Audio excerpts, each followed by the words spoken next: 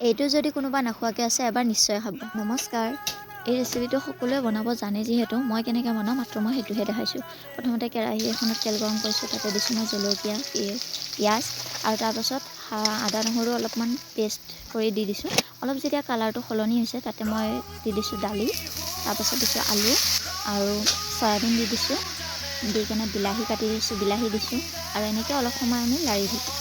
অলপমান ভাজি ল'ব লাগিব আৰু তাৰপাছত মই ধনিয়া পাত কেইটামান উঠাইছিলোঁ সেইকেইটা দিলোঁ।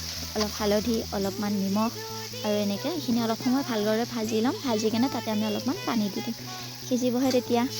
আৰু পানীখন দি আমি অলপ সময়ৰ কাৰণে ঢাকনিটো মাৰি কেনে ৰাখি দিম। আপোনালোকে মোৰ ভিডিঅ' ক'ৰ পৰা চাইছে কমেণ্টত জনাব আৰু যিসকলে মোৰ পেজটো ফ'ল' কৰা নাই ফ'ল' কৰি দিব। আৰু এইফালে আমাৰ চব্জি দেখিছেনে হৈ গ'ল। এতিয়া সোনকালে ভাত খোৱাৰ আৰু ভোকো লাগিছে, এইপিনে মই গা পা ধুই আহিলোঁ আৰু এতিয়া ধন আৰু ধুনু আমাৰ দুয়োটাকে খুৱাই বোৱাই ল'লোঁ আৰু শেষত মই এইফালে লৈ লৈছোঁ আলু ভাজি, চাটনি আৰু দাইল।